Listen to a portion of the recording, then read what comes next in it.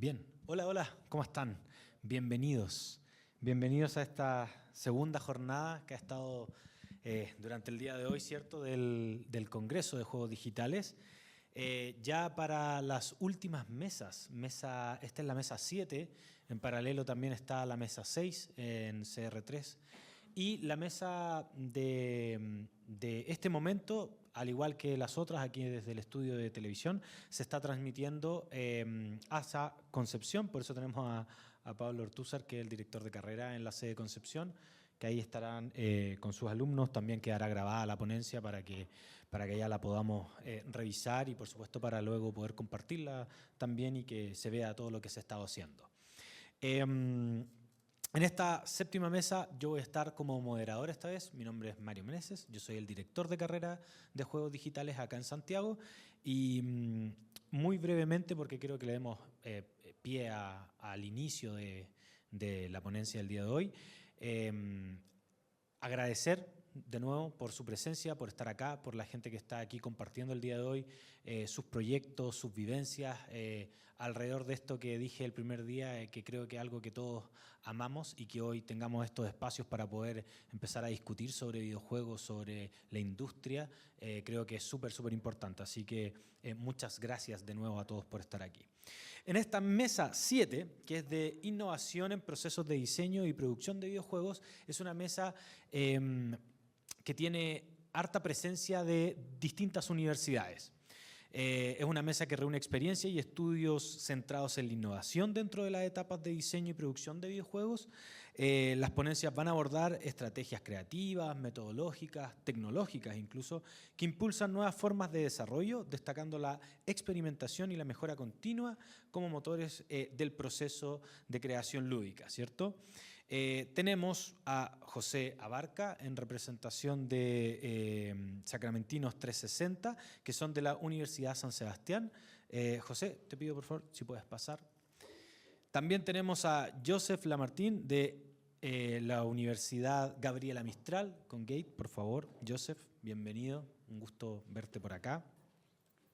Tenemos también a alguien de la casa, a Diego Bravo, que es estudiante aquí de la Universidad Andrés Bello de Juegos Digitales. Bienvenido, Diego.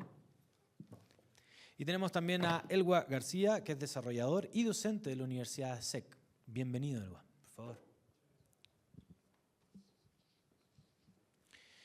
Bien, entonces vamos a dar inicio a la primera presentación, que es de José Abarca.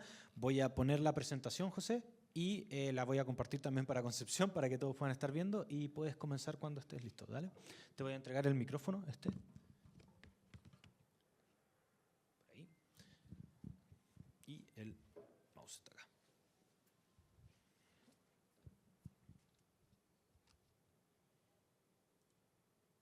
Aló.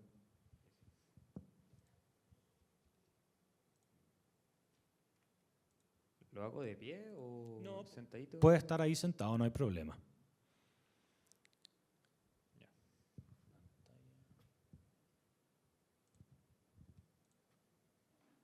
Por favor, cualquier cosita, Pablo, me confirmas de que se esté todo viendo de manera correcta. Bien, ahí estamos compartiendo. Cuando quieras, José, todo tuyo. Recuerda, tienes 20 minutitos.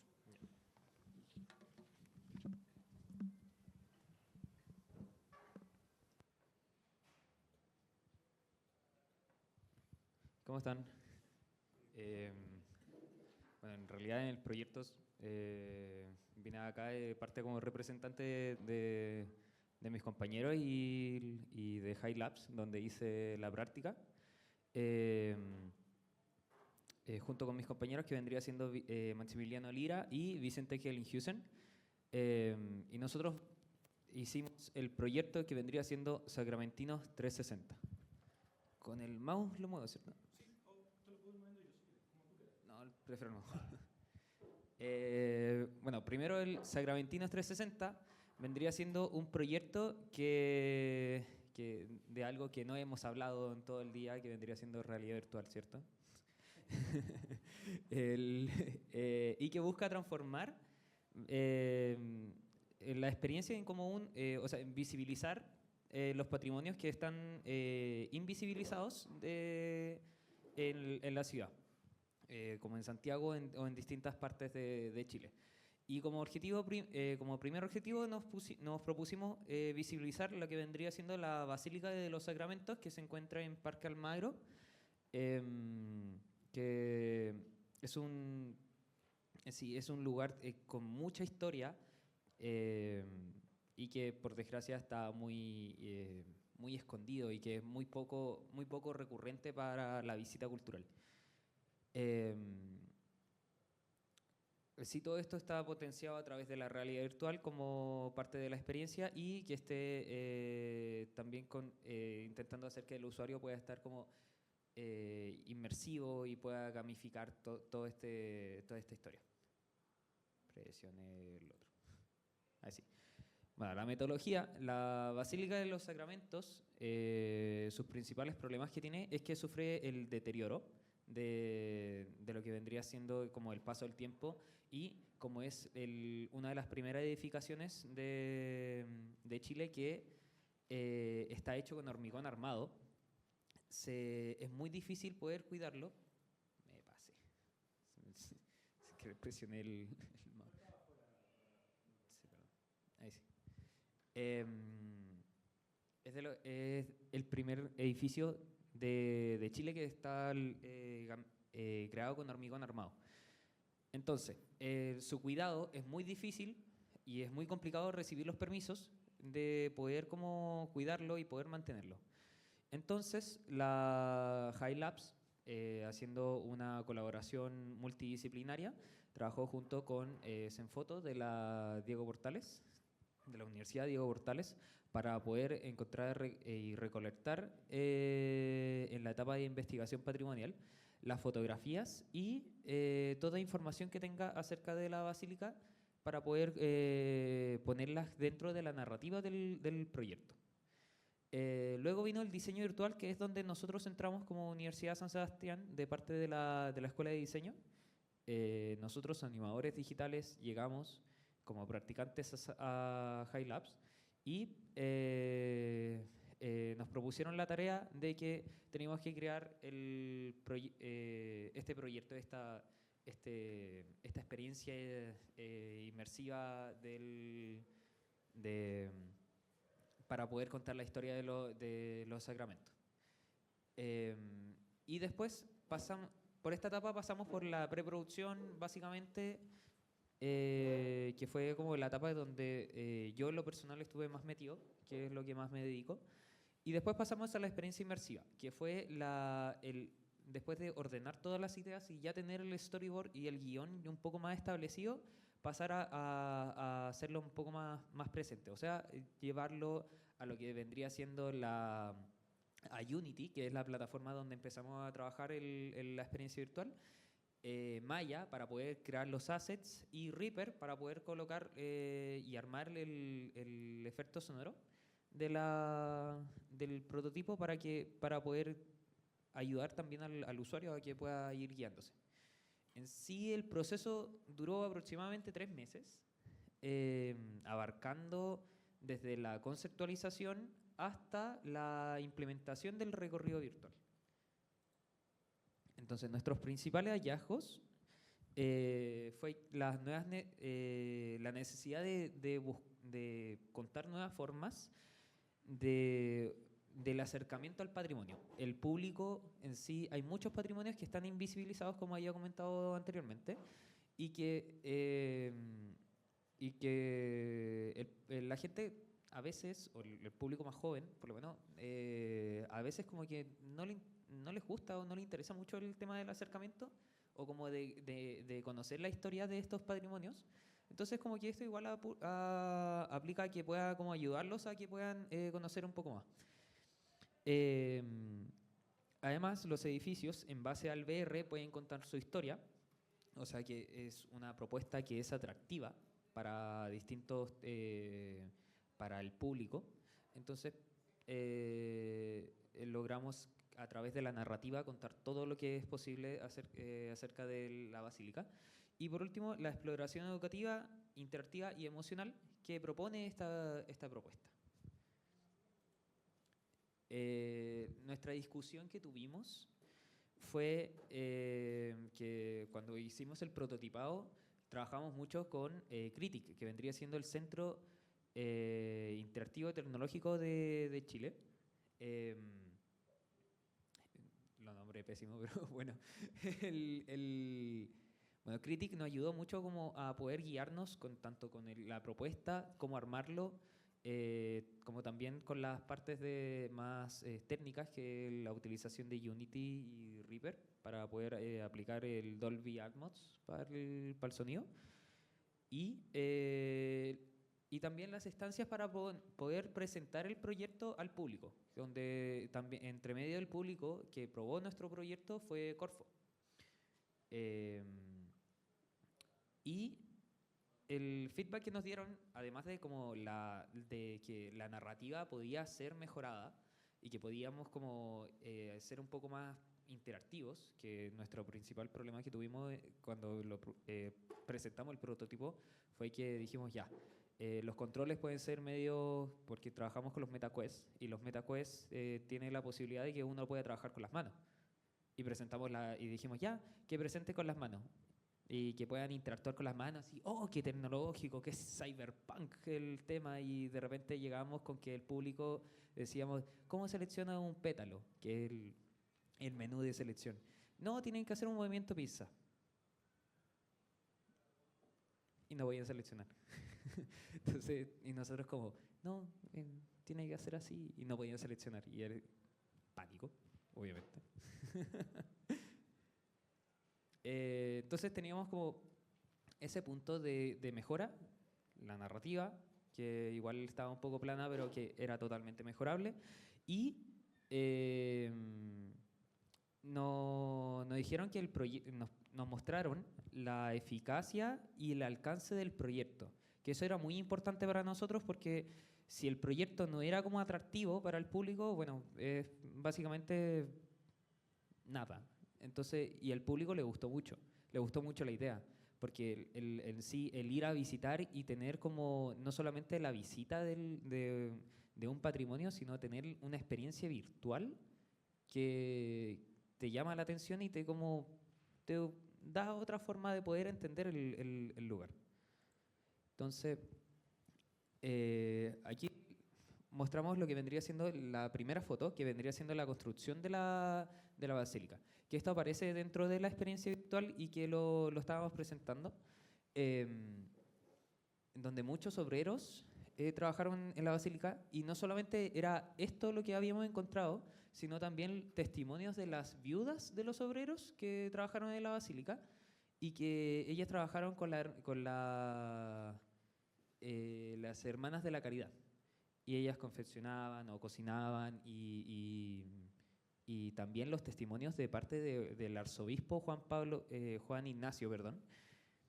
Y todo esto estaba dentro de esa gran biblioteca que Jimena Vergara, Julio Giuseppe y José Figueroa, que son el equipo de High Labs, junto con Zenfoto, estuvieron metidos ahí buscando toda la información.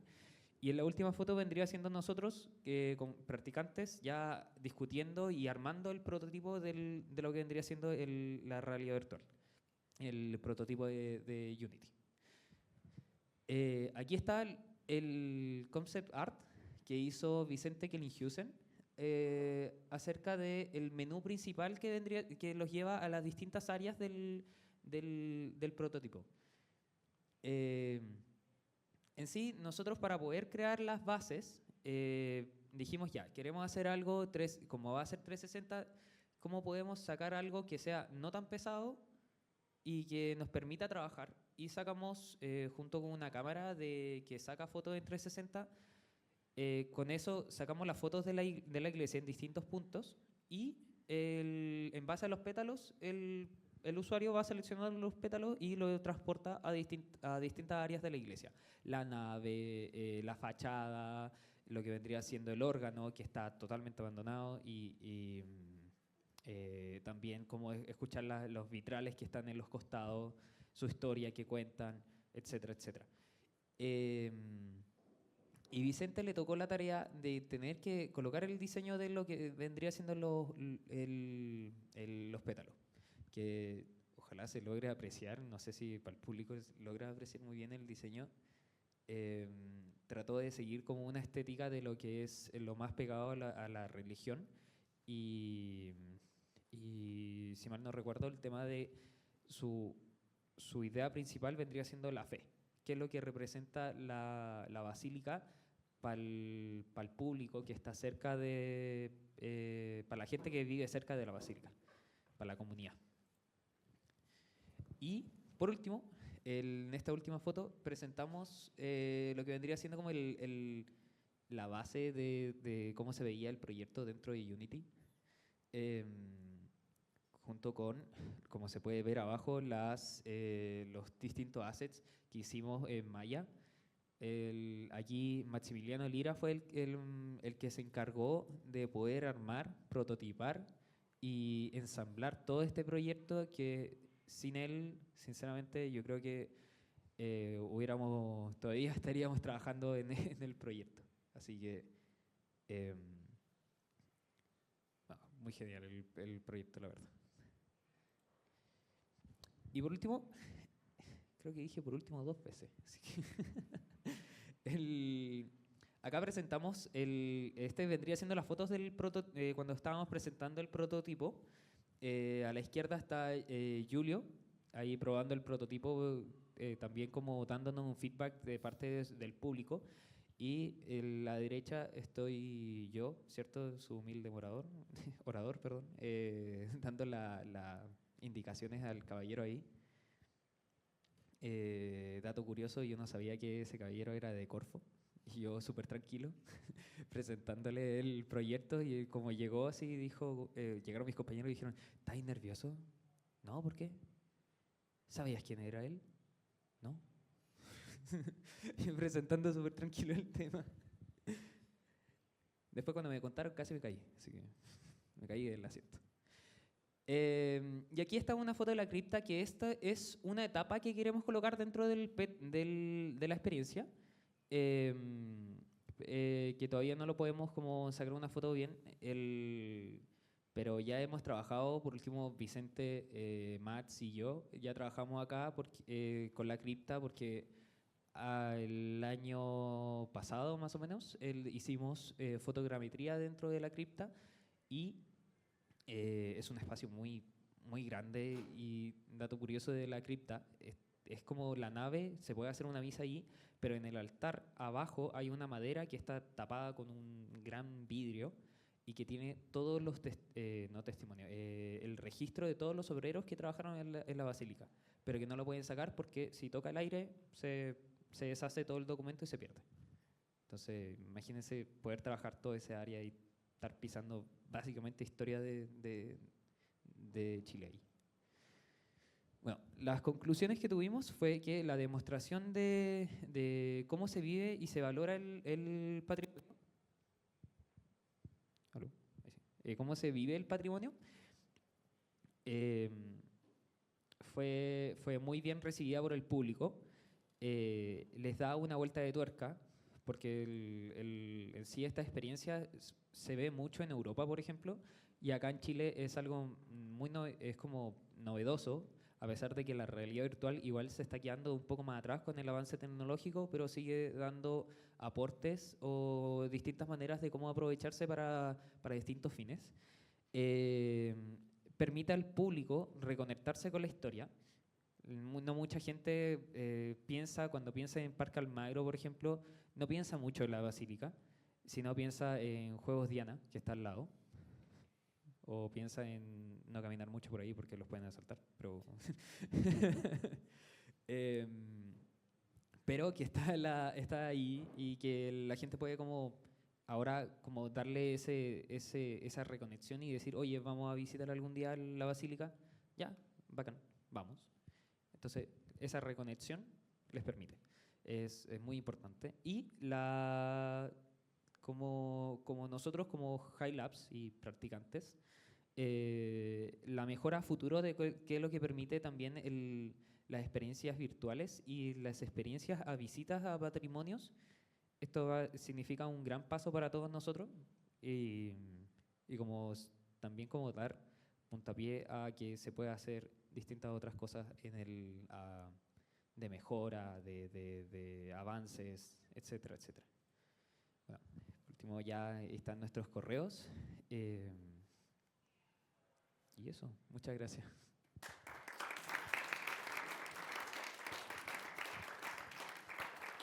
Muchas gracias, José, por tu presentación.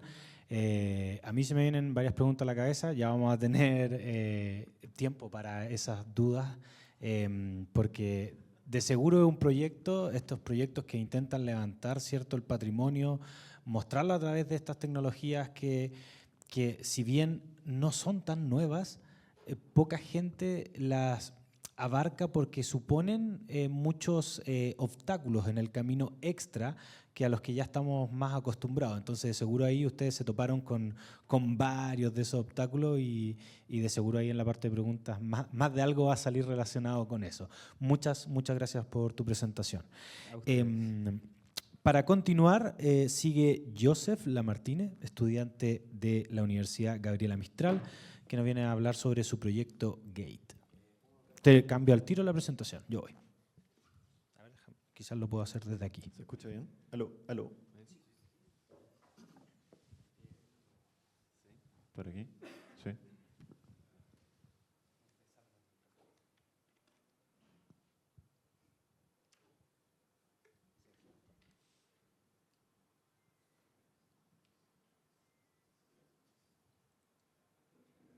Te doy el... Sí,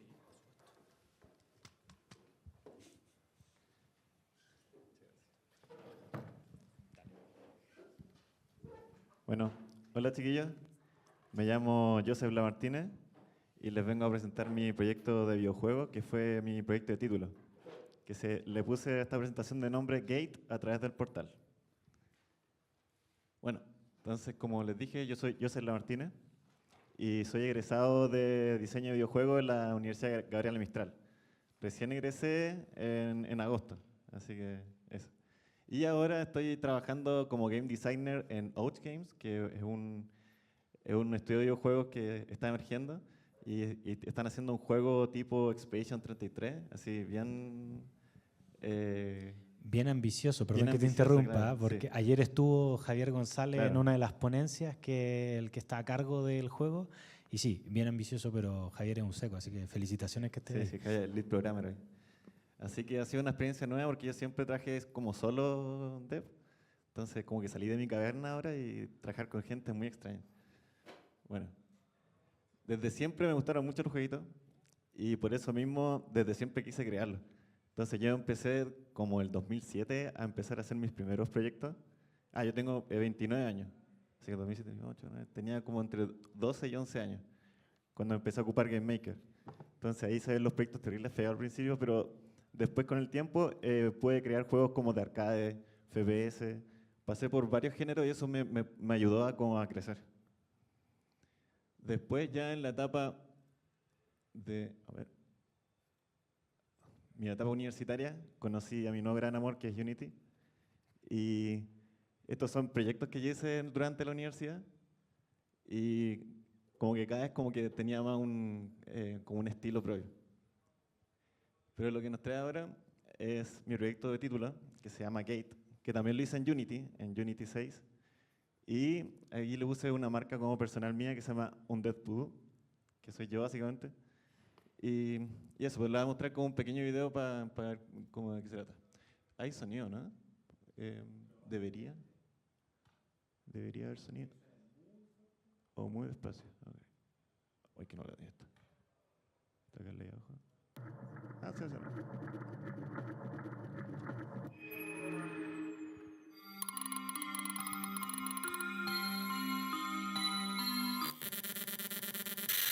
Sí, sí.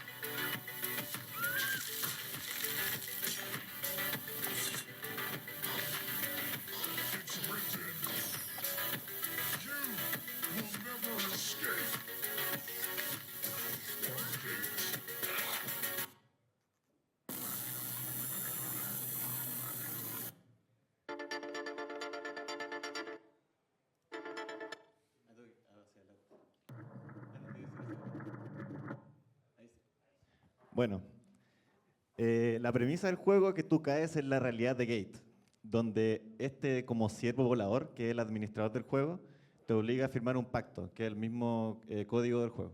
Y cuando tú firmas el pacto, como que eres parte por siempre de él. Entonces, esa es la idea, que estás atrapado en esta realidad.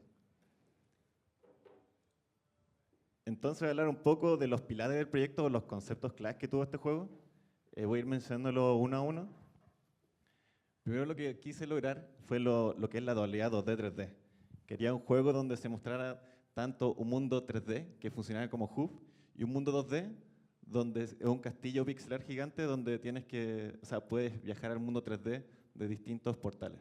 Entonces ahí está el link de viajar viceversa al mundo 3D y al 2D. Bueno, el segundo pilar era que tiene que ser modular y escalable. En este juego, tú agarras bichos en el mundo 2D y estos bichos tú los puedes cambiar por cartuchos.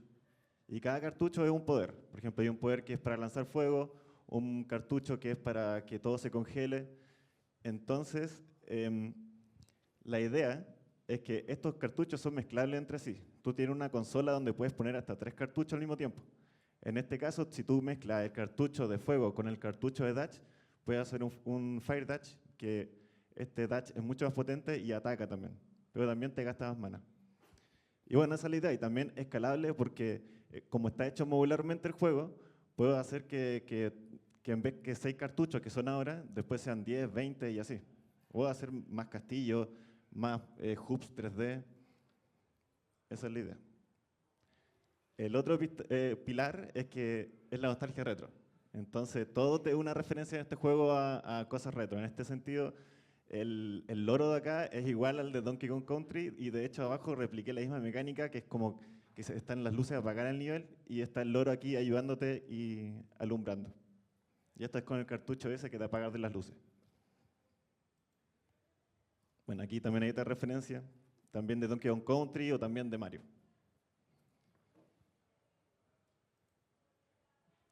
El cuarto pilar era los espacios liminales, que esto ya va más para el mundo 3D. Aquí quise como reflejar cómo era ir al Blockbuster y comprar cartuchos y ir a la tienda o a un GameStop, también que en Estados Unidos se llama así. Y también otros lugares como los juegos del McDonald's o que tú vas cayendo por fractales.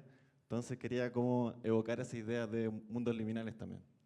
A la vez que también la historia es como media metatextual, en el sentido de que tú estás en un juego que es consciente que es un juego y te invita a jugar este juego firmando un pacto y eres parte del juego firmando el pacto de su código. Entonces tiene toda esa maraña ahí media liminal. Ahora hablar un poco de lo que es la producción. Bueno, son todas las áreas que me tuve que encargar. Bueno, el engine Unity 6. También trabajé en Photoshop, Acebrite, no lo mencioné aquí, pero también Krita lo ocupé bastante. Blender, JetBrains Rider, que me reemplazó totalmente a Visual Studio porque está muy bien integrado con Unity. Y Audacity, que era más que nada para hacer loops de ciertos sonidos que sacaba de FreeSound, porque saqué todo de freesound.org. Y ahí hacía ciertos loops o mix, o hacía, por ejemplo, para los pasos o disparos, hacía como variaciones. Bueno, también se boceteó harto y también sale un poco la referencia de qué era cada mono. Entonces, ¿se la muestro bien rápido? Por ejemplo, la planta carnívora. Dije que era una planta carnívora, pero no, en vez de una planta carnívora, es una planta con patas que sale del tubo. Entonces ahí hice como el cambio de... También uno de mis juegos preferidos en toda la vida es Doom, entonces quería poner un bicho tipo Imp, que es este personaje, y básicamente es un demonio que lanza fueguito con su cetro.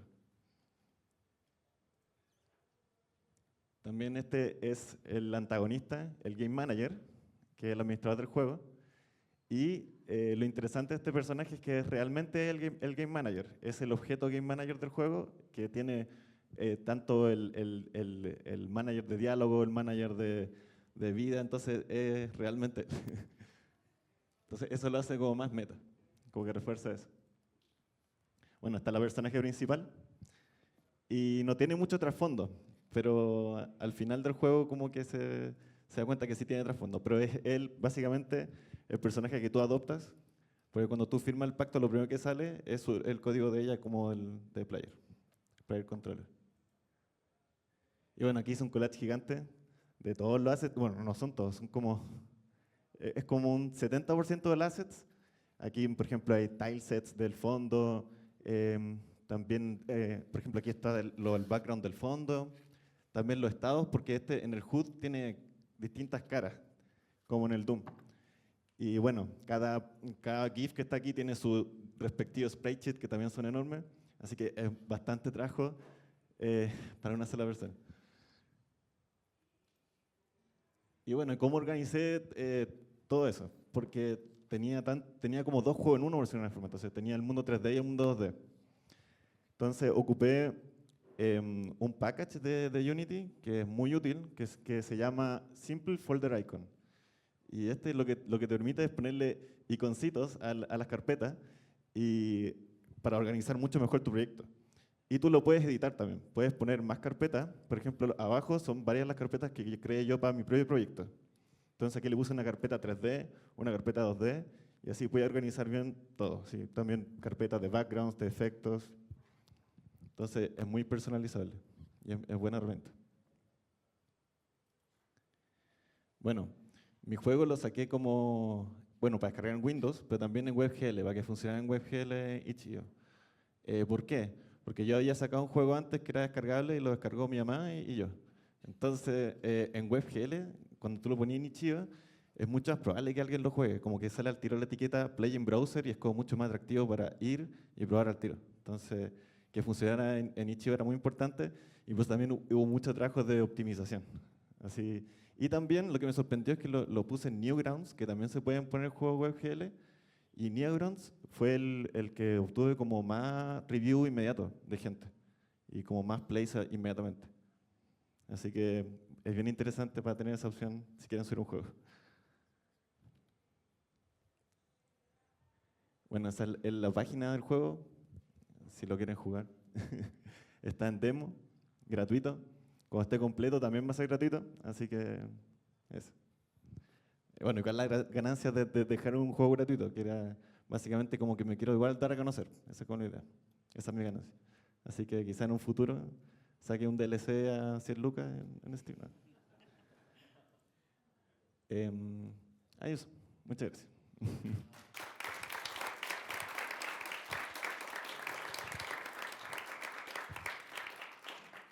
Muchas gracias, Joseph.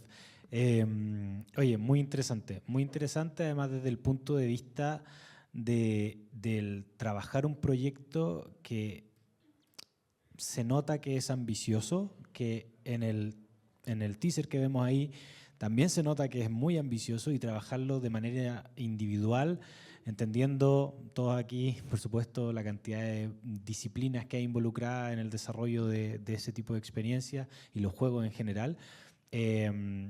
Debe ser, ahí yo creo que hay harto que nos puedes contar quizás en la parte más de preguntas, sobre todo entendiendo que desarrollaste este juego de manera completamente individual y que hoy estás en una empresa en la cual están desarrollando un juego muy ambicioso y en el que ya estás trabajando con un equipo.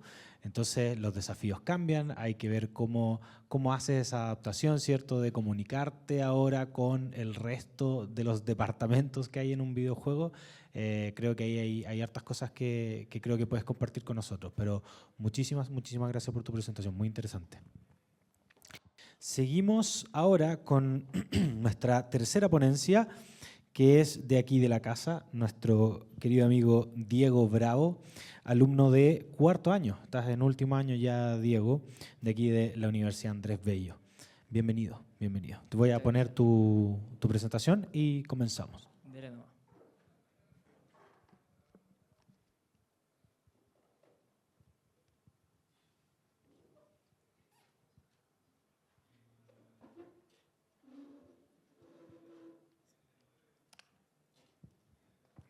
No sé si...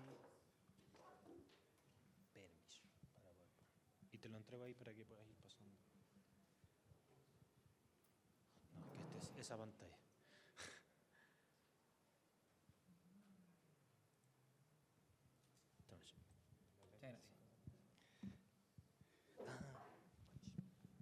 Bueno, primero que nada, buenas tardes a todos los presentes acá. Yo soy Diego Bravo y, claro, hoy día voy a presentar una herramienta para Unity, la cual desarrollé con el propósito para simplificar la vida a desarrolladores que están haciendo sus proyectos. Bueno, como contexto igual de lo que es esta herramienta, se llama Reanimator y básicamente se usa para facilitar el uso de las animaciones en Unity, ya que Reanimator nació primero de la necesidad de tener un sistema fácil y rápido de utilizar, en el cual podamos poner animaciones, sacar animaciones, generar distintos estados sin tener que estar todo el rato debugueando el animator y haciendo transiciones para allá y para acá y que nada, funcione. Espero a Mario.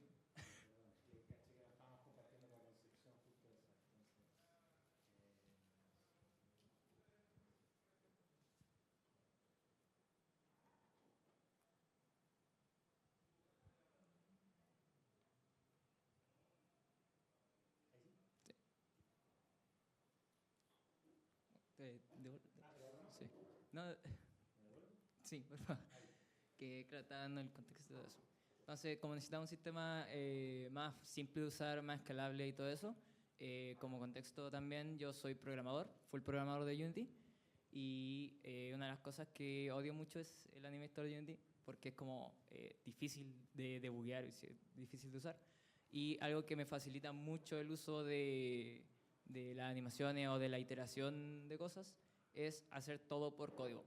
Entonces, esta herramienta me permite manejar todas las animaciones de una manera clara, sencilla y rápida dentro de cualquier proyecto que esté ocupando, sin tener que lidiar como con toda la frustración que genera usar el sistema tradicional de Unity. Como metodología, primero tengo el problema, encontré el problema del Animator Hell, que, bueno, lo he visto en muchos proyectos, no solamente míos, sino que también en otros compañeros o incluso de trabajos de profesores, como de Tommy Ivantrick, con su juego Sinner Stable. Me acuerdo que me mostró su Animator y era horrible, no lo entendía nada. Entonces, claro, el problema es que a medida que un proyecto va creciendo y vamos necesitando más animaciones, este Animator se va volviendo como muy difícil de mantener, tiene mucho ruido visual y por eso se le denomina Animator Hell. Y claro, la propuesta para este problema es una API programática en el cual yo pueda como manejar de una forma modular este sistema de animaciones, manteniendo un código limpio y en el cual pueda como configurar ciertos clips de animaciones como yo las quiera. Con este sentido, aquí podemos igual ver que la lógica central de este sistema me permite ejecutar funciones encadenadas y que vayamos necesitando durante como el flujo del juego. Y claro, la idea principal es que sea sencillo y muy simple de usar. Como se puede ver en la imagen de abajo, lo único que hago es llamar la herramienta, decir qué animación quiero que se ejecute, y si quiero que tenga un blend, le pongo un blend. Si quiero que tenga una velocidad específica, se la coloco, y así todo es encadenable. Y gracias a esto se puede hacer como animaciones con una sola línea de código, lo cual es como perfecto para proyectos que se van como haciendo mucho más grandes, teniendo un script que podamos tener como una ensalada de if-elses o simplemente un switch que es un poquito más ordenado con estados, en donde puedo decir, ya, si el estado de mi personaje está en idle, le coloco esta animación, si está caminando, le coloco esta otra, y así. Claro, aquí la discusión del Animator Hell, aquí hay un ejemplito, que la primera imagen es de un proyecto mío de hace ya bastante tiempo, en el cual, de hecho, este Animator está ordenado, en el sentido de que puedo ver qué está pasando, y ya más abajo se ve cómo se ocupa el Animator ahora mismo, ya que La idea de esta herramienta es evitar los diagramas complejos y tener como el flujo completo dentro del código, pero sin deshacernos directamente del animator, ya que aún así nosotros necesitamos tener las animaciones dentro del sistema para que se pueda como linkear a Unity y que funcione todo. Pero como pueden ver en la segunda imagen, no necesitamos nada más que arrastrar los clips de animación y ya funciona todo solo, haciéndolo fácil de modificar y fácil de aumentar en las animaciones, haciendo un sistema escalable. Y como lección práctica igual, como para mostrar de que realmente este proyecto no solamente se está ocupando en mis proyectos o en proyectos académicos. Aquí tenemos un ejemplo del juego que está haciendo ahora mismo Ulpomedia, que se llama Dana de Cyber Relics, en el cual podemos dar a entender de que esta es una herramienta lo suficientemente poderosa y lo suficientemente capaz como para ser ocupadas en desarrollo de juegos reales, más allá de algo como indie o juego más chico. Aquí hay algunas imágenes de cómo, quizás no tanto el proceso, pero sí de cómo queda finalmente las cosas, aunque el código no se ve tanto porque está como súper chiquitito. Pero claro, con los GIFs es una forma de mostrar de que solamente con ese script, con el que ven que está como medio morado, puedo hacer que todas las animaciones de mi personaje funcionen. Y abajo está el código, que si bien no se aprecia como todo lo que se dice, eso es todo el script. Solamente necesité eso para hacer que todas las animaciones del personaje funcionaran, siendo 5 animaciones en las cuales puedo caminar, puedo correr, puedo saltar y así. Y como conclusión de esta herramienta, el uso sí funciona para eliminar la complejidad innecesaria del uso del animator, ya que como se vio en Dana, se está ocupando simplemente por eso, porque no querían un sistema que se rompiera, no querían un sistema que se demorara en debuguear y querían hacerlo rápido y eficiente, demostrando que es posible prescindir del animator de Unity. Y además de un gran beneficio para los equipos de desarrollo, que es el tiempo, ya que siempre el tiempo es nuestro mayor enemigo y una herramienta que nos permita hacer las cosas mucho más rápido siempre va a ser bienvenida. Y ese es como el fin de la presentación. Muchas gracias.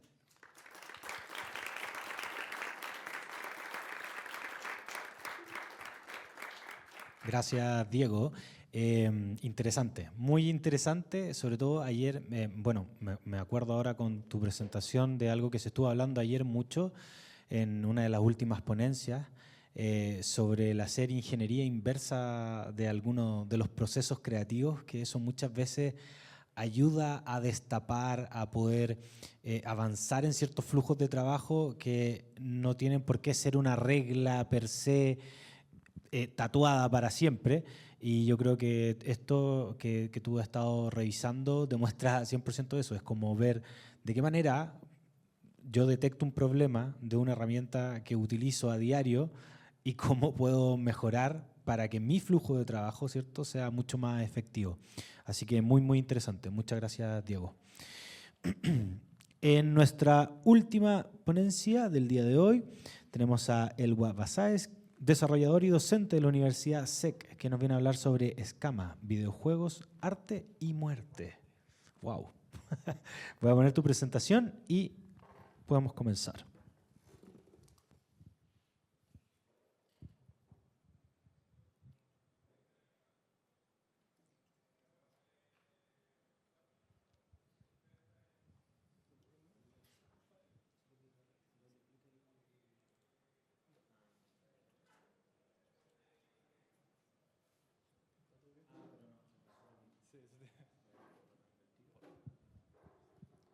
Aló.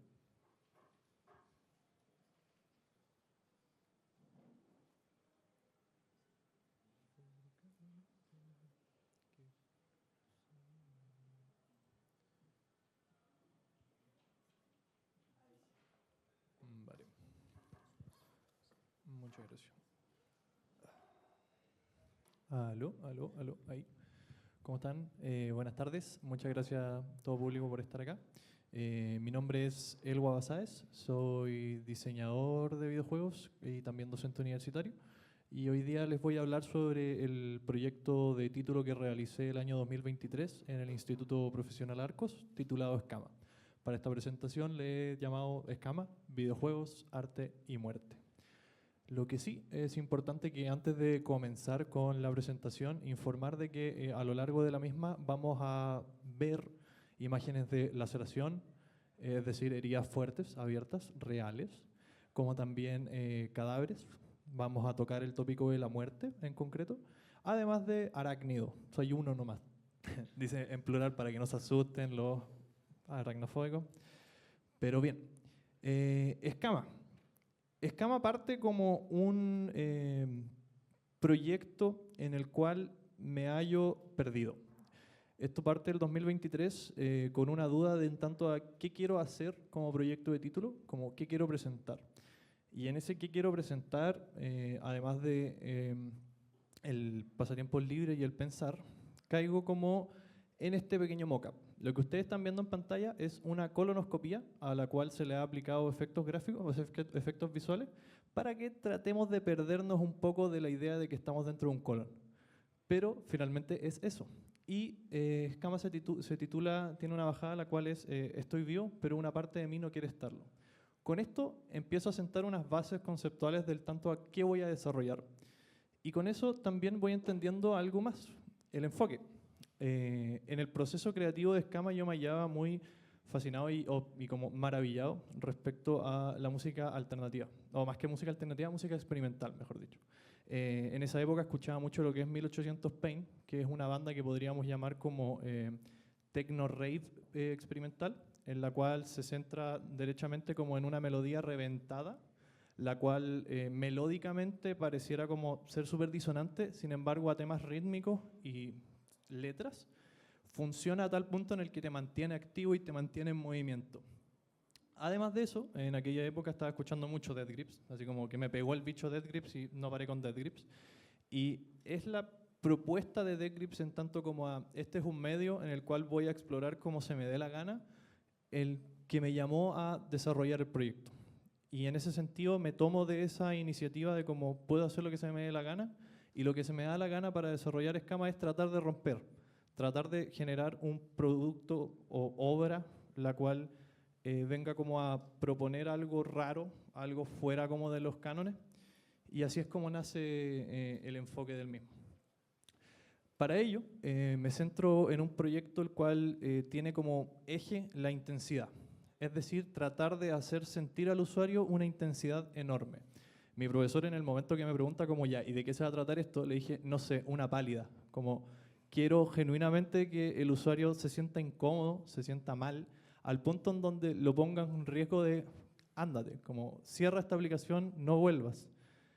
Y claro, ahí empieza el dilema, como, pero ¿por qué quería hacer algo que nadie más quiere abrir? Como, hay gente que, por ejemplo, tanto en temas musicales puede gustar de, por ejemplo, lo que es 1800 Pain, esta banda como que revienta el sonido, funciona, gusta, aunque la mayoría de la gente diría como eso como que no podría ser música o debería ir como lo contrario, pero genera esa dualidad de como esto es, pero también pareciera no serlo, que por ahí me empiezo a agarrar.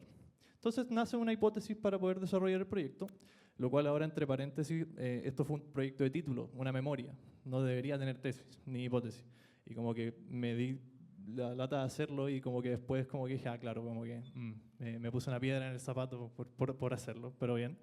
Y me agarro de la hipótesis de que el usuario puede sentir diversión incluso al ser expuesto en contenido mórbido. Y cuando hablamos de contenido mórbido me refiero a todo aquel contenido que sabemos que culturalmente está rechazado, pero sin embargo existe y tiene un público y tiene cierto atractivo. El ejemplo más tradicional es, por ejemplo, el contenido gore, ¿no? Yo creo que a nadie le gusta la idea de que detrás nuestro esté un asesino con un cuchillo y que nos vaya a abrir el estómago y sacar las tripas y jugar con las tripas. Pero existe cine alrededor de ello y existe un público no pequeño el cual disfruta de este tipo de imagen y experiencia.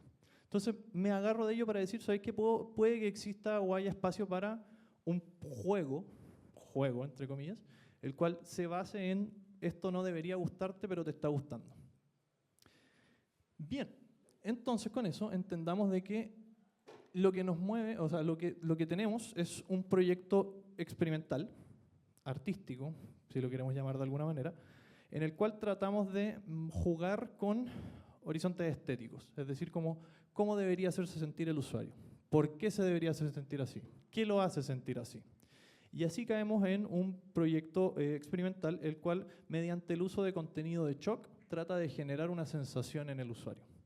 Para ello me paro también desde la idea de que el videojuego es algo más que un espacio de entretenimiento. También puede ser un medio de expresión o puede ser un medio de investigación. Y de ahí postulo de que mi proyecto en particular no va a tratarse como de entretener ni de divertir y ni siquiera incluso tiene por qué tratar de decir algo. Simplemente quiere tratar de hacerte sentir algo. Entonces, ¿cómo partimos esto? Me puse a pensar mucho como en ese tiempo como de qué es ese atractivo, qué es lo que nos mueve, qué es lo que gusta. Y cada vez que hablaba de esto con algún profe, me decían morboso. Y dije, claro, quizás eso, quizás es el morbo. Lo que ustedes están viendo en la foto, o sea, detrás, para quienes no estén familiarizados con internet, quienes no estén crónicamente online, este es el famoso video, un tipo, un vaso, el cual culmina en el caballero sentándose y reventando el vaso dentro de su colon, sangrando, etc. Es curioso porque veo muchas caras como de, oh, qué desagradable, pero siguen mirando, ¿cachai? Y el GIF no va a avanzar, pero están esperando que avancen. Eso es morbo. Al entender y analizar el concepto de morbo, me fui a tratar de buscar una bajada etimológica y ahí caigo con un texto en el cual hablan de que el morbo como palabra en el idioma español es relativamente nuevo. Hasta hay vestigios de la palabra en los 1900, perdón.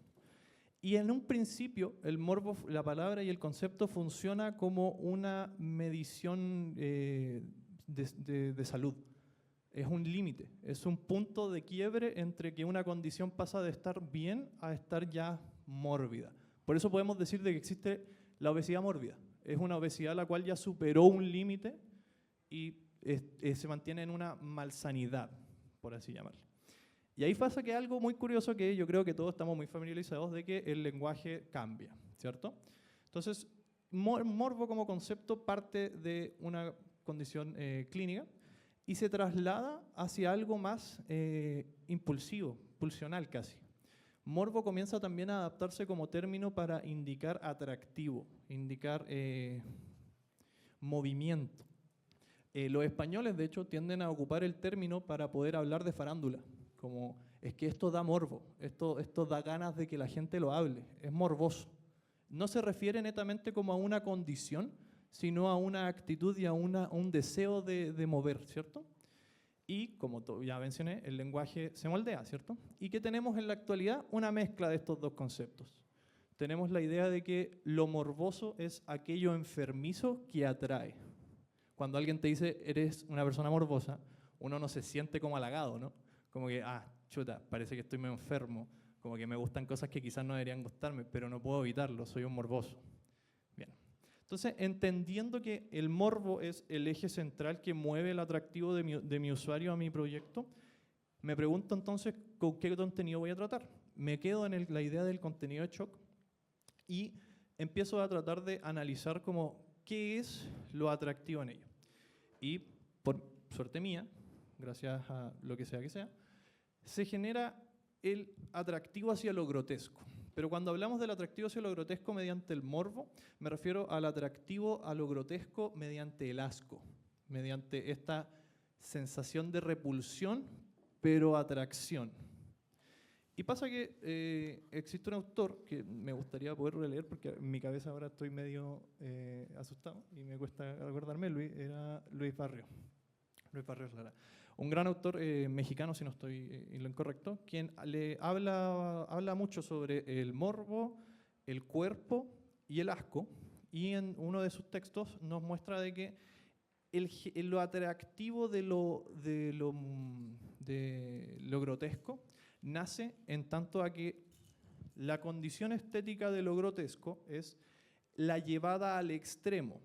Cuando nosotros hablamos de el grotesco en la pintura, siempre llevamos al referente de estas facciones explotadas, ¿cierto? Como características puntuales del sujeto u objeto en escena, las cuales están llevadas hacia el límite. No sé, quizás los pómulos muy grandes, los dientes exagerados, la mandíbula como demasiada pronunciada. Eso es grotesco, la llegada hacia el límite en un fenómeno estético. Y el atractivo del grotesco desde el asco proviene de la llegada al límite entre la muerte. El acto de la muerte genera un atractivo en tanto que es el límite entre la desilusión de la identidad versus el cuerpo. Por ejemplo, el grotesco lo podemos ver, como ya mencionaba, tanto con estas características como de llevar al extremo las situaciones, como también en la pintura clásica donde nos ponemos al frente de torturas, nos ponemos al frente de asesinatos, y como Caravaggio retrata en esta pintura a Judith degollando a Holofernes. Concentrémonos un poco en la expresión en la pintura. ¿Qué es lo atractivo en ella? Algunos podrán decirme como no, puede ser el uso de la iluminación, no, puede ser la textura y la sensación material que da la piel, la tela, el uso del color. Yo creo que además de todo esto que mencionamos, es el hecho del retrato del acto. El momento en que Judith está degollando a Holofernes y vemos cómo Holofernes empieza a pasar de ser una persona que está siendo degollada, suplicando por su vida, a ser un cuerpo, un cadáver. Y nos concentramos mucho también en el acto, ¿no? Como la composición de la pintura nos deja el espacio para poder centrarnos en el brazo, la fuerza, la sangre y la cabeza siendo cortada, a la vez que la reacción de la persona. Y ustedes dirán como ya, pero esto se da solo en la pintura, o esto es como algo que ya lo hemos votado, y yo les diría como preguntemos la Goya. Preguntemos la Goya y en concreto veamos la serie de Los horrores de la guerra que hace Goya. En él podemos ver que Goya nos trata de retratar la imagen de la crudeza de la guerra, cómo se ve la guerra, cómo se ve que linchen y fusilen a alguien, cómo se ve, por ejemplo, a un ciudadano asesinando a un soldado, cómo se ve, por ejemplo, el hecho de que tengamos a fusilados en nuestros patios o como en nuestro país, ¿cierto? ¿Cómo se ve la guerra? ¿Cómo se siente la guerra? Y Goya, en varias de sus pinturas y en concreto en esta serie de láminas, nos trata de retratar aquello. Y cuando Goya dice, esto es peor, o esto es lo peor, que si mal no estoy, esto es peor, se titula esta lámina, perdón.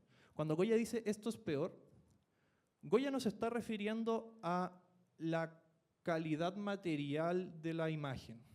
Goya nos está refiriendo a el papel en imprenta que realizó, que no es, perdón, no es imprenta, olvidé la técnica, pero lo importante aquí es que Goya cuando dice esto es peor, no se está refiriendo a esta imagen, no se está refiriendo al papel, no se está refiriendo al retrato de lo que hace, sino al acto mismo que está tratando de plasmar. ¿Y qué es ese acto mismo que está tratando de plasmar? ¿Y qué es eso peor? Bueno, yo les diría que es esto, el grotesco serio. Existe una revolución dentro como del entendimiento de historia de la imagen con la llegada de la fotografía. Previo a ello, el paradigma del entender y poder apreciar un hecho estaba ligado a el sesgo del artista. Y cuando digo el sesgo del artista me refiero a la técnica, me refiero a la composición que realiza en ello y el cómo grafica de cierta forma lo que él ve. Por lo cual nos vemos sesgados ante su técnica y no ante el hecho natural. Cuando llega la fotografía, genera una revolución en la imagen, donde ya no necesitamos como tratar de imaginarnos cómo se verían las cosas a partir de las proporciones o técnicas que ocupa el artista y nos vemos derechamente enfrentados ante la imagen, ante el hecho crudo y real. Lo que ustedes están viendo en pantalla es una fosa común, si no estoy mal la fosa 3, de un campo de concentración Bergen-Belsen. Esta es una imagen de la Segunda Guerra Mundial. Estos son los resultados de la Segunda Guerra Mundial. Y lo que ustedes ven en pantalla es un hombre de pie arriba de esta fosa repleta de cadáveres. Quizás ahora, con la llegada de Internet y con la cultura de imagen que tenemos, no nos parece como tan choqueante. Como que, claro, son cadáveres, sí, uy, qué miedo. Pero vi El piquero rompehocico, vi como una seguidilla de videos en mi celular cuando tenía infrarrojo, que no es nada comparado con esto. Pero te prometo que alguien en los años 40, 50 se paniqueaba con este tipo de fotografía. ¿Y qué es este tipo de fotografía? ¿Qué tenemos aquí? Barrios Lara lo define como el grotesco serio. ¿Y qué pasa? Esta calidad de grotesco, que lo que era que veíamos en las imágenes de Goya o en las imágenes de Caravaggio, se mezcla con la seriedad del acto mismo de la muerte. ¿Y cómo llega desde la informalidad? Nosotros tenemos una ilusión, ¿cierto?, en la cabeza, gracias a la cultura visual que consumimos, de cómo se ve un balazo, ¿cierto? Como que siempre pensamos que el balazo, cuando está silenciado, se escucha súper poco, y cuando es normal, se escucha fuerte, y te llega la bala y tú sangras. Pero la realidad del acto del balazo no es así. El balazo se escucha de una manera diferente, el cuerpo lo recibe de una manera diferente, y es el choque entre la ilusión y la realidad lo que provoca un nuevo campo, un nuevo horizonte en el sentir de la imagen. Y en la fotografía lo captura muy bien, lo captura perfecto. De hecho, si le preguntamos a Kiyotaka Tsurisaki, perdón si pronuncio mal, no he practicado nunca japonés, Tsurisaki es un fotógrafo japonés el cual se enfoca en fotografiar la realidad tal y como la es.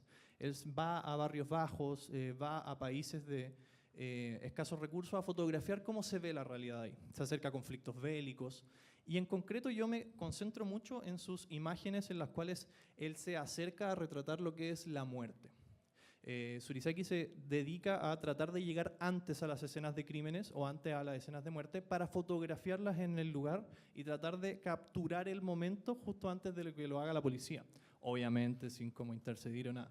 Pero es curioso como el resultado que tenemos, como estas imágenes de muerte y cadáveres pueden resultar ser llamativas o como ser consideradas quizás bellas o quizás no, pero como que generan algo, ¿no? A mí la foto de la mano siempre me ha dejado como algo para pensar porque combina esta delicadeza y belleza como del componente humano, como la fineza de los dedos, el detalle de la joyería, que se va contrarrestando lentamente con esta especie de jalea de carne y piel, que es el accidente automovilístico que resultó en esta mano perdida, ¿cierto? Y bueno, ¿qué tenemos aquí entonces? Barrios Lara lo define como lo informe. Y para ello ocupo este GIF maravilloso de una araña mudando de piel, puesto de que representa súper bien, considero yo, el proceso de la degradación del cuerpo hacia el objeto artístico. Lo que estamos viendo ya no es la araña, es la piel que se saca a la araña. Y ese proceso como de perder parte de su identidad y pasar a ser objeto, provoca como nervio, como que, pero como que es bacán, ¿no? Como que igual es como, no, porque veo que hay gente que está como apretándose, así como mirando para otro lado, pero sigue viendo después, ¿cachai? ¿Qué es eso? Bueno, eso es lo informe. ¿Y por qué se produce? Se produce porque estamos sobrepensando la identidad del objeto en cuestión. Nosotros lo que estamos tratando de hacer es darle una cabida en el significado de lo que es esta muda de piel. ¿Sigue siendo la araña? ¿Ya no es la araña? ¿Cuándo deja de ser la araña? ¿Qué es la piel? Como lo que yo tengo es piel también, como que si yo me saco mis costras también estoy mudando, y esa costra sigue siendo yo o ya no es yo. Y es ese proceso que genera lo que Barrios Lara define como una dualidad entre el dolor y la risa, que es por lo que a mí me pasa con estos videos de Muda Araña. ¿Cómo podemos ver manifestado esto mediante la imagen y como ya en un tratado más artístico? Bueno, yo creo que podemos preguntarle a Joel Peter Witkin. Joel Peter Witkin es un artista audiovisual, el cual en sus trabajos se centra mucho en retratar el sexo, el cuerpo, la muerte y la naturaleza. En sus fotografías podemos ver sujetos los cuales vamos a encomillar, puesto de que si bien siguen siendo en condición de individuos, ya pasaron a mejor vida, es decir, están muertos. Por ejemplo, en Glassman, el hombre de vidrio, tenemos a este sujeto el cual ya tuvo su revisión de embalsamamiento, ¿cierto? O sea, no embalsamado, sino que ya tuvo su peritaje, fue abierto, y lo posiciona de tal manera para poder hacer un encuadre con él. Veamos cómo, por ejemplo, con dos cráneos los hace besarse y los posiciona de tal manera para poder explorar cómo se ve y siente este tipo de imagen, qué nos hace sentir. Y en sí, Witkin como que me dio el clavo para poder martillar lo que va a ser Escama y lo que fue Escama verdaderamente. Witkin trabaja desde este sentir, desde esta manera de componer la imagen para poder hacer sentir algo. Y ese algo es lo que definí para mi proyecto de Escama. Lo que ustedes ven en pantalla es una imagen al negativo de la muerte de un soldado en la guerra Rusia y Ucrania, en concreto un soldado ruso, y esta fotografía fue sacada con un dron, porque ahora en la guerra se usan drones, un dron, el cual está por impactar al soldado en un tanque ya roto y va a explotar. Y con esa premisa es que moldeo este proyecto. Escama se trata de este mismo soldado, y en él me pregunto ¿cómo será el más allá de esta persona? ¿Cómo será su proceso de muerte? ¿Cómo se sentirá esa alma presentándose ante Dios y ante el juicio divino, siendo alguien que cometió tantos crímenes no sé si crímenes de lesa humanidad, pero participó en la guerra? ¿Cómo se siente un alma al cual acaba de morir en combate? Entonces, para ello, nosotros encarnamos a este avatar, el cual está en una especie de curatoría sin desbloquear. Esta foto ya es desbloqueada, pero tenemos dos espacios. Primero, un museo al cual tenemos que rellenar. Y segundo, un espacio donde sacar la currency para poder rellenar el museo. Y ese espacio es DUS 2 del Counter-Strike 1.6.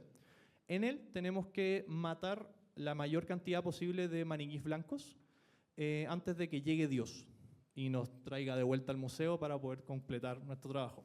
Entonces, en él, al momento de disparar, se nos abre un tiempo bala en el cual el protagonista va reflexionando respecto a la vida, la muerte, la culpa y la carne, además de la guerra.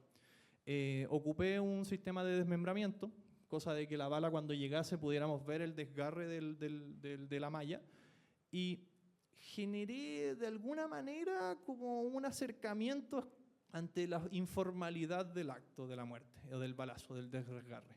Y en sí creo que funciona muy como, a nivel experimental, como un acercamiento, pero que bueno, después en la conclusión vamos a ahondar, aún así se aleja de lo informe. Finalmente, cuando llega Dios, se te enfrenta en los cielos y una vez tú lo miras, te hace la envolvente, llamémosla así, y te transporta nuevamente hacia el museo. Y ahora el museo lo podemos ir desbloqueando y en él tenemos una curatoría en la cual tenemos una pequeña galería en la cual tenemos nuevamente imágenes reales del conflicto Rusia-Ucrania, donde vemos soldados siendo despellejados, los resultados de ello como con soldados ucranianos festejando la muerte de soldados rusos, y en sí como varias imágenes que me pude conseguir mediante la visita de grupos de Telegram, los cuales no recomiendo visitar. Y además de eso, tenemos una pequeña suerte de esculturas con las cuales trato como de retratar algún tipo de violencia. Me concentré en la violencia policial para poder como tratar de generar una cierta sensación de atmósfera de como, esto es un museo, como que acá hay algo más contemplativo, ¿no? Finalmente, el proyecto del museo termina con este maravilloso cubo, el cual al ingresar se nos hace la encerrona, se nos cierra el espacio, quedando sometidos ante unas 6 caras interiores en las cuales se reproducen videos de operaciones y un video musical de Trazo, quien es un cantante español, el cual en su video tiene imágenes de shock, asesinatos como de narcos y cosas así, además de unas líricas bastante agresivas. Y con esto se cierra el proyecto Escama, con esto se termina. De hecho, al momento de que se termina este cubo de carne, se cierra la aplicación. Y siempre que he retomado el proyecto lo miro y digo, ¿qué hice? Así como, como, ¿qué tengo acá? Como, ¿qué es esto? Y creo que es un muy buen ejercicio para finalizar, el tratar de darle una bajada. Como, ¿qué es lo que es Escama? Y finalmente he caído en la conclusión de que Escama es netamente un proyecto condicionado por este nuevo horizonte estético que intento plasmar, ¿no? Es el sobrepensamiento de la identidad. ¿En qué momento paso de generar un juego o un videojuego a generar algo más? Porque esto tampoco no es un juego. A pesar de que tenga componentes gamificados, no se siente un juego. No es una simulación, puesto que no tengo un énfasis en el control en tiempo real ni el espacio simulado. Y tampoco es arte, porque no soy artista y no me doy la etiqueta de proceso artístico. Si bien hay toda una investigación detrás, no me siento que esto caiga en categorías necesariamente sobre el arte. ¿Qué tengo aquí? Bueno, Escama lo que tiene es la amalgama de estas cosas. Escama se sitúa, yo creo, en los límites de todos estos conceptos y nos permite ver y entender y nuevamente corroborar de que el videojuego es un medio el cual se puede explotar más allá de lo comercial, más allá de lo artístico. Es un medio en sí mismo el cual permite una infinidad de posibilidades y Escama representa una de esas tantas que podemos realizar. Finalmente quiero cerrar invitándoles a que también piensen el videojuego no solo como un producto, no solo como un espacio artístico, no solo un espacio de experimentación con la tecnología, como lo vimos con los otros ponentes, ¿cierto? Sino también un espacio nuevo, un canvas blanco en el cual podemos hacer y deshacer. Los invito mucho a que prueben el videojuego como un nuevo medio, como si fuera un papel y un lápiz. De verdad, como atrévanse a generar algo por generarlo y por probar, y si cuela, cuela, y si no cuela, bueno, que no cuele. Muchas gracias.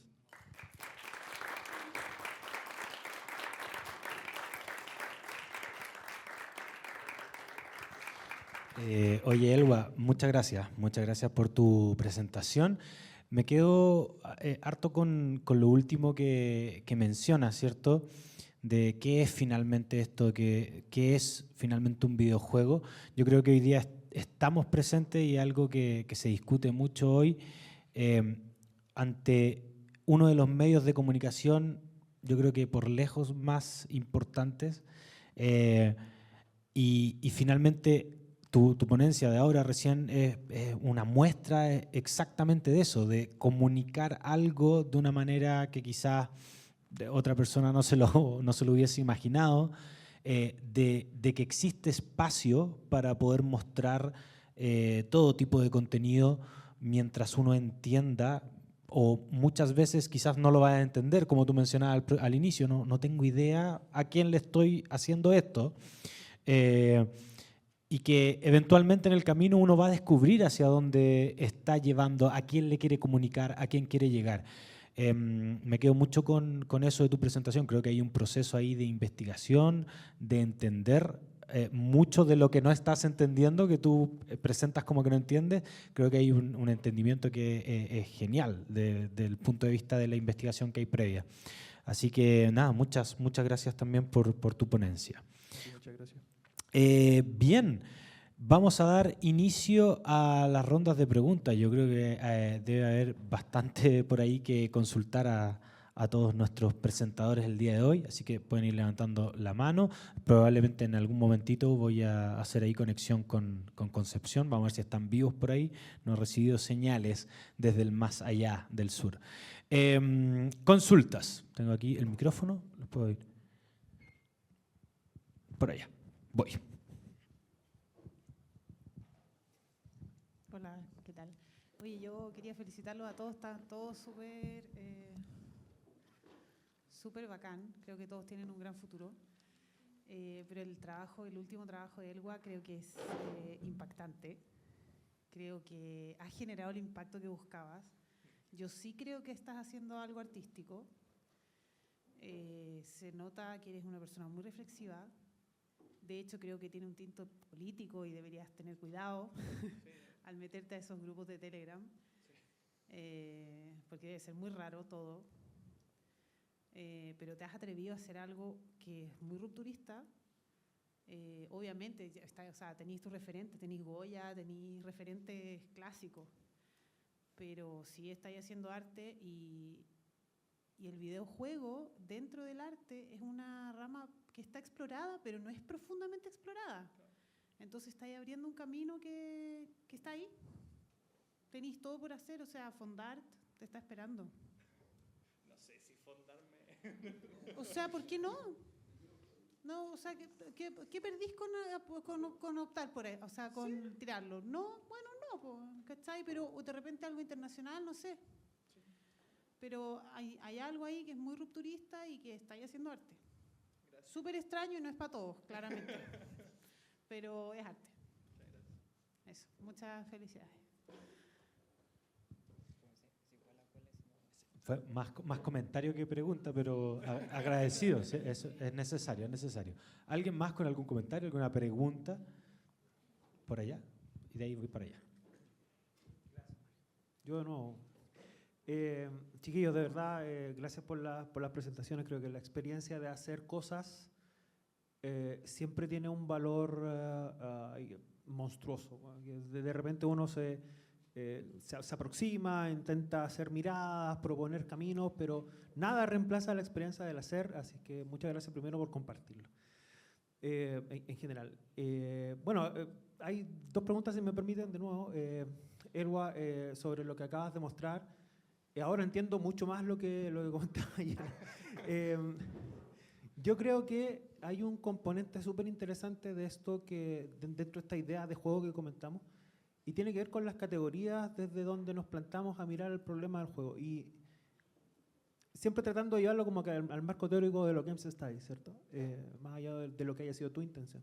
Entonces, esto me hizo pensar mucho en las categorías de Calois, cuando él plantea que el juego tiene azar, tiene mérito, competencia, pero también tiene incertidumbre, imitación y también un concepto que para mí es radical y que tú aquí exploras mucho, que es el del vértigo. ¿Verdad? Porque esto marea, o sea, de verdad, lo que acaba de decir la profesora o la persona que preguntó antes, no es para todo, literalmente, no es para todo. E incorpora mucho esta visión de plantear en este sistema el vértigo, ¿no? Ahí hay una cuestión de yo lo llevaría al ritmo, como lo veíamos en los juegos que hicieron los otros proyectos, pero acá es una cuestión muchísimo más mental, ¿no? Mucho más de apreciación, y ahí entran de nuevo estos mensajes que comentábamos ayer que tenían que ver no con la estética, sino con las estéticas. Y en ese sentido creo que si quisieras explorarlo, como ya que dices, es un proyecto que quizás podrías retomar en algún momento, darle terminal, yo le dejaría al final como está, digamos, pero a mí me gustó el final de Evangelion como estaba, entonces, no sé, pero insisto, llevándolo como mirándolo, tratando de responder o de profundizar sobre esta idea de si es o no un juego. Yo creo que revisar estas categorías, sobre todo desde lo que significa el vértigo en el juego, es un tremendo caso de estudio. Y de repente, si lo queréis ver alguna vez, lo conversamos, maravilloso. La pregunta es si es que lo queréis conversar alguna vez. Y para el compañero, ¿sabes que me quedó mucho dando vuelta esto de la API que hiciste? Hay una conversación que es como que súper de casa, ¿no? Yo tengo hijos chicos y una muy fanático de CapCut. Y me comenta la discusión que hay que como que todos ahora odian CapCut porque hay que pagarlo. Yo decía, pero hija, hay que vivir de algo, la gente trabaja, ¿cachai? Entonces, en tu caso, ¿cómo ves si que le has pensado un modelo de negocio? Si es que has visto, porque esto ya lo probaste, o sea, está testeado. Yo vi el juego hace unos días, estaba también como prueba. Es patente, funciona, es usable. ¿Le ves un modelo de negocio a eso? De hecho, sí, porque al principio, como había dicho, salió de una necesidad y de esa necesidad vi que, este sistema igual está bacán, este sistema igual me permite hacer varias cosas. Y he pensado en tirarlo al Asset Store de Unity. Quizá ahora mismo que como sigue en desarrollo, lo tiro como, no sé, unas 15 lucas, una cosa así. Y después ya cuando lo termine, cuando ya está terminado, completo, o lo tiro así como full precio? Ahí tengo que ver más o menos cómo están los otros plugins, pero estaba pensando como unas 30.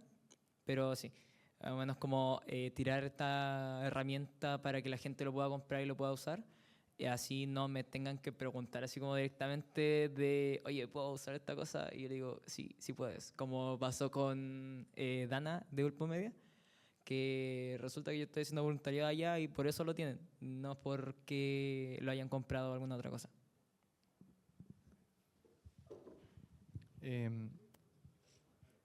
Y yo como retomando tu comentario y pregunta, estoy tratando de recordar un poco, pero mencionabas como al respecto de primero, sobre si me gustaría como volver a tocar el proyecto y como mejorarlo, sí, y era algo que mencioné en la ponencia, pero olvidé cómo tocar, es de que el proyecto igual falla al tratar de evocar lo informe, y falla netamente por la condición de esa sensación. Lo informe llega cuando lo informal se hace presente por sobre la ilusión. Y sucede de que esa informalidad nace por la condición mundana. Como necesita sí o sí existir una figura humana en la imagen, la cual se vea en degradación de vida a muerte y de identidad a objeto, para poder hacer una llegada hacia lo informe. Y en el proyecto, si bien se ocupa desde la imagen, se pierde en tanto a la experiencia de gameplay. Es decir, yo cuando disparo este tiempo bala y el maniquí se desgarra, si bien puede ser impactante, puede ser choqueante, puede ser hasta chistoso, pasó en algunas veces, no llega a lo informe porque no es un ser humano. No hay un apego como del significado de ese maniquí a un ser humano. Entonces, he pensado en el cómo tratar de bordearlo para que funcione mejor y hay varias ideas que tengo al respecto y me gustaría como en algún momento poder tener el tiempo y las lucas así como para poder hacerlo. Volviendo y respondiendo a tu pregunta, sí. Así como, me encantaría poder hablar del proyecto, es algo que me fascina porque también, de hecho, es uno de los precursores que tengo para poder sacar una licenciatura en estética. Como me interesa mucho poder explorar el medio del videojuego más allá que como un producto o una obra artística, como un nuevo espacio en el cual hay cabida a lo estético y como la investigación respecto a lo que es la estética y cómo podemos hacer sentir. Porque al final del día el videojuego es netamente experiencia de usuario.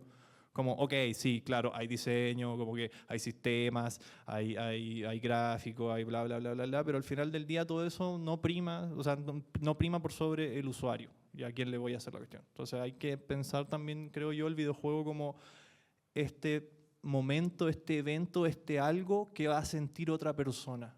Y quiero que esa persona sienta A, B, C, D, infinidad. Pero eso. Había una pregunta por aquí. Buenas. Era una pequeña consulta para aquí Kate y también para el juego, este juego por que ahora no me puede salir el nombre. Sacramentino. Muchas gracias. Era, por lo menos aquí soy estudiante de primer año, entonces siento de que sus propuestas son muy bien trabajadas y era más que nada consultar el cómo surgió la idea, el momento como de plasmar este proyecto y más que nada cómo sacaron en todos estos recursos y cómo investigaron para tener esos recursos. El tema de cómo tú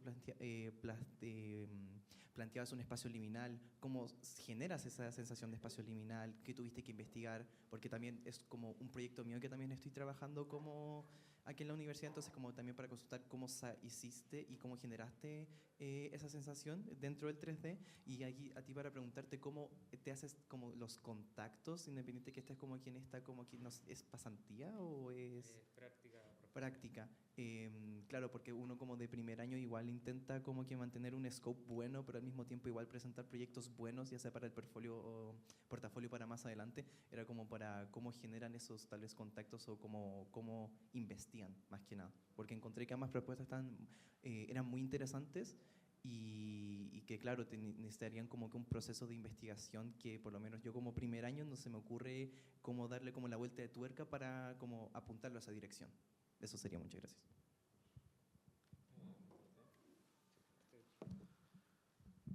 Ali. Bueno, primero tuve que hacer una investigación visual de lo que era lo liminal, un PureRef gigantesco. Y después empezar a prototipar este espacio que yo quería representar como un blockbuster, que es mucho la nostalgia retro de los años 90. Entonces lo prototipé primero en Minecraft. Y después, porque empecé a cachar que me funcionaban los espacios y cosas, y dije, ah, ya, entonces era mucho más fácil replicarlo de Minecraft a Unity, me funciona mejor así. Y cómo concretar esto en lo liminal, la cosa es que es una tienda de videojuegos que al inicio del juego está flotando en un espacio en blanco. ¿Ya? Entonces, cuando tú vas al mundo 2D y sales por otro portal, también sales a la tienda de videojuegos, pero en otro espacio alrededor. Estás en McDonald's, de repente estás en la luna, o estás ahí, no sé, en un mar infinito. Entonces, eso que uno espera como, ah, voy a volver a la tienda de videojuegos, pero lo inesperado está como afuera, donde eso, porque de repente estás en un espacio en blanco o estás dentro de los juegos McDonald's y eso te causa como extrañeza, como no saber dónde estáis parados. Y siento que eso ayuda mucho a sentirse estética liminal.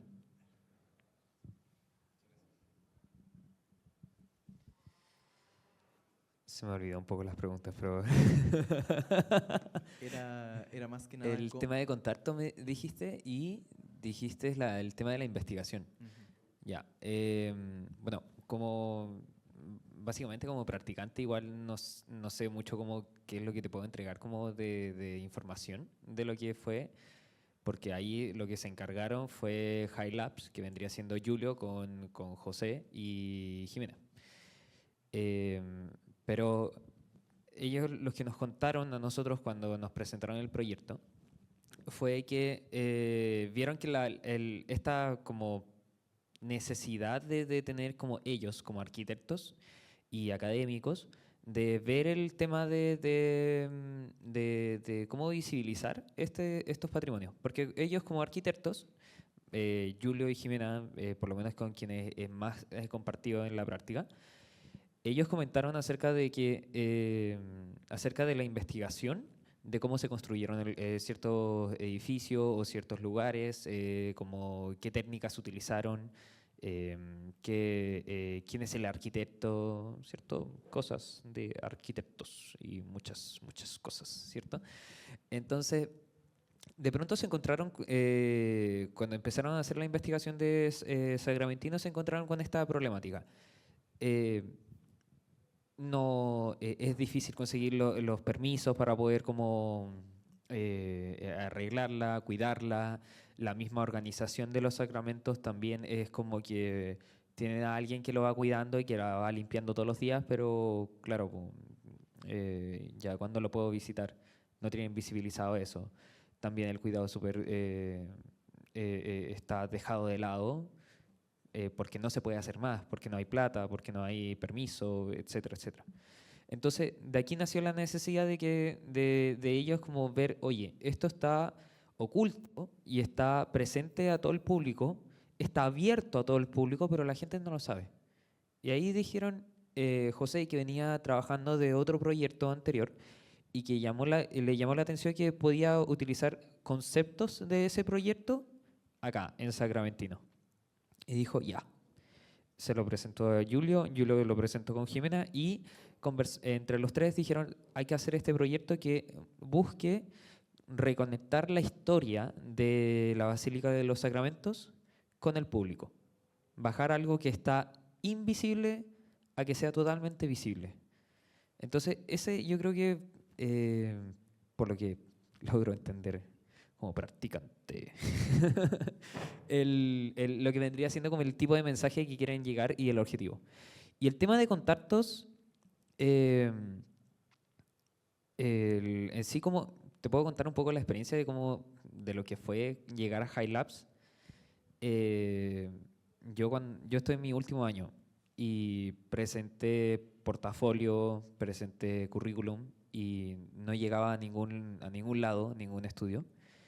Y era porque, claro, yo soy una persona que en sí es artista de corazón, o sea, de repente, si me conocieran así, hago o carpintería, o estoy dibujando, o salgo a hacer deporte, o hago fotografía, o me gusta dibujar mucho en análogo o en digital.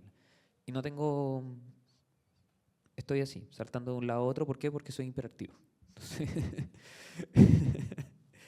Entonces, de repente llegó la directora de carrera, que es Marieta, y me presentó en sí al curso la oportunidad de hacer la práctica profesional junto con Highlabs. Y yo, que en sí soy una persona bastante interactiva y movida, he participado en temas de reciclaje, fui coordinador general, o sea, coordinador de redes sociales para un grupo de reciclaje que ahora tiene una conexión con el ministerio. Fui parte del centro de alumnos, se me olvidó mi profesión, no puede ser. Pero así como en resumidas cuentas, participo en todo. Incluso si es que como equipos de fútbol le falta un arquero, yo soy arquero, voy para allá. Sí. De hecho, estoy metido en una liga. A ese punto llegué de moverme tanto. Entonces, claro, ya centrando el tema, para no alargarlo, llegó mi directora, presentó el proyecto, presentó la idea, y yo dije, bueno, entonces, ¿cómo hago los contactos? Si muchos te van a decir como conversa con gente, trata de moverte por un lado y todo el tema. Para mí, la mejor manera de hacer contactos o la mejor manera de tener como experiencias en sí, y que te va a servir mucho en el futuro, tanto en el universitario como así afuera, oportunidad que salga, aprovecharla. O sea, amén al tema, sí. Porque es como alguien como yo, que igual no está tan centrado y salta para todos lados porque soy una persona que puede hacer mucho de todo, pero ves que no tiene nada, en cierta forma, porque no sabes a dónde colocarlo. Aprovecho mucho las oportunidades de dónde participar y sacarle el máximo provecho a eso. Entonces, para ti va a ser muy importante poder movilizarte y hacer todo lo que se te pueda salir la oportunidad presente. Yo creo que ese sería como mi consejo. Me gustaría añadir un poquito al consejo que está dando. Y es que, claro, es muy importante como meterte a todo, así como estar en todos lados. Y también ahora, teniendo en cuenta de que eres de primer año, hace buenos proyectos, sácate la chucha. Porque con buenos proyectos los ojos van a caer sobre ti. Y tenés que ser florito nomás. Estáis en la universidad, no estáis en el colegio, estáis estudiando algo que vaya a salir trabajando. Entonces, tus primeros contactos ahora van a ser tus profesores, van a ser tu coordinador de carrera. Entonces, si tu coordinador de carrera te manda a la Expo Games, tú dile que sí nomás. Yo también lo acabo de hacer. Y si tenéis que dormir 2 horas todos los días para hacer un proyecto que tus profes van a ver y van a decir, oh, este bueno es bacán, hácelo. Porque después te van a tener en cuenta, después van a saber, si eres artista, te van a decir, este buen dibuja la raja, si eres programador, este programador bacán, y van a pensar en ti antes que cualquier otra persona para cuando salga alguna oportunidad. Entonces, ahora mismo como estudiante, tú dale nomás con tus trabajos, si salen oportunidades también.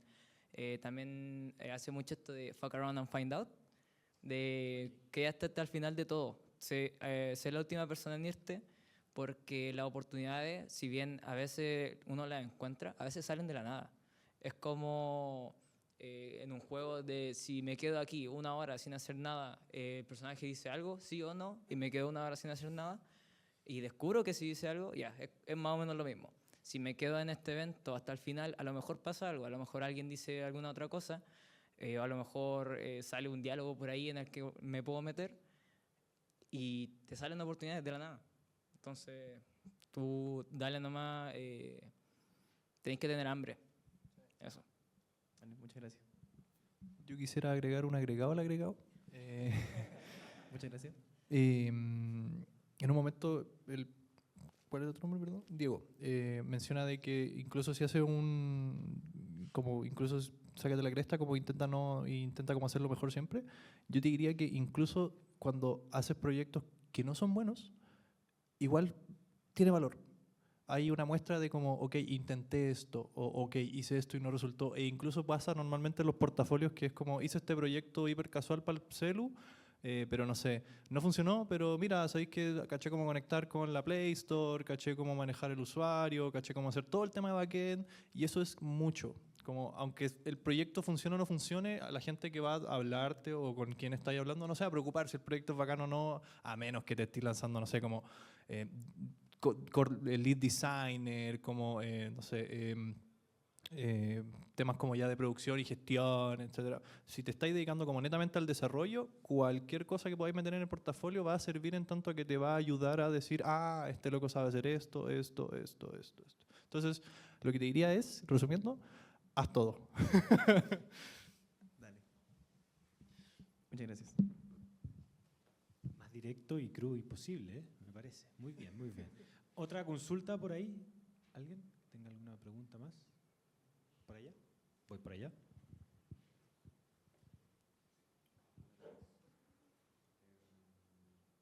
Me llamaba mucho la atención lo que mencionaban con respecto a Gate, el juego, que tipo siempre desarrollaban todo en base a modular y escalable. O sea, siempre hacen todos los conceptos, todos los assets, como el diseño de todos los ambientes, basados en que pueden ser como en algún momento subidos a más contenido, a más como variedad. Entonces quería preguntar más que nada cómo funcionaba toda esa forma en la que se diseñaban los assets, por ejemplo, así como supongo que todo gira en torno a que sea reutilizable, pero ya cómo uno puede o sea, ¿cuál es tu proceso a la hora de desarrollar assets que genuinamente te sirvan como para añadir contenido indefinido? Eso es como lo que más que nada me genera duda. Claro, a ver, no sé si entendí bien la pregunta, pero respecto a lo que es la escalabilidad y modularidad, Claro. era más que nada con los cartuchos, que cada cartucho tiene una habilidad Ya. y que tienen habilidades superpuestas, que se pueden fusionar entre hasta 3 cartuchos y hacer una nueva condición. Entonces, primero hice la base de cada cartucho como un scriptable object y desde ese momento se puede hacer muchos cartuchos sin que se puedan como interferir entre ellos. Esa es la forma. Entonces, para crear nuevos cartuchos es mucho más simple y no tengo que ver un spaghetti code así para no dejarla embarrada en el proyecto. Entonces, eso es fácilmente escalable. Y para lograr eso, uno tiene que darse la lata de los primeros meses de desarrollo, empezar bien la cuestión y empezarla así con cimientos muy, muy poderosos. Así como que eso en verdad ayuda después para que sea mucho más simple seguir escalando el juego. Ya, entiendo. Y otra pregunta también era que mencionaste que ocupabas Krita y JetBrains, no sé cuánto. JetBrains Rider, ¿right? JetBrains Rider. Sí. ¿Cuál es la razón por la que ocupabas JetBrains Rider? Yo ocupaba Visual Studio, ¿ya? Y JetBrains Rider lo empecé a buscar así porque dije, quiero cambiar de IDE para poder codear. Y encontré dije, ya es pagado, pero tiene una versión como educacional, que lo voy a ocupar durante un año, creo. Y lo que tiene es que está tan bien integrado a Unity que tú buscas una variable y buscas entre todos los códigos de todo el proyecto. Entonces es muy fácil buscar errores, cambiar variables. Por ejemplo, podéis cambiar una variable y te lo cambian todo, te lo cambian todo el proyecto. Entonces es muy útil y en verdad me agilizó mucho el trabajo. Y lo último, estabas también ocupando Krita, ¿verdad? Sí. ¿Alguna razón por la que también ocupabas Krita en particular? Me gusta Krita. No, o sea, más que nada ocupé Krita. No lo puse porque yo ocupo Krita y no he ocupado mucho Krita para otros juegos. Pero en este lo ocupé muy poquito. Me ocupé un poquito porque el que más ocupé fue Sprite porque estaba haciendo pixel art más que nada. Y lo demás eran texturas y cosas así en Photoshop. Y Krita básicamente lo ocupé para el screen principal, que era como el dibujo, que es como la pantalla principal. Pero más que eso no ocupé mucho Krita, por eso no lo mencioné. Pero Krita también es una herramienta muy genial para hacer juegos así tipo Hollow Knight o cosas así, muy genial. Y bueno, eso. ¿Ah? Eso. Ah, ok. ¿Consulta por ahí? ¿Alguien más que quiera hacer una pregunta? ¿No? ¿Todo bien? Súper.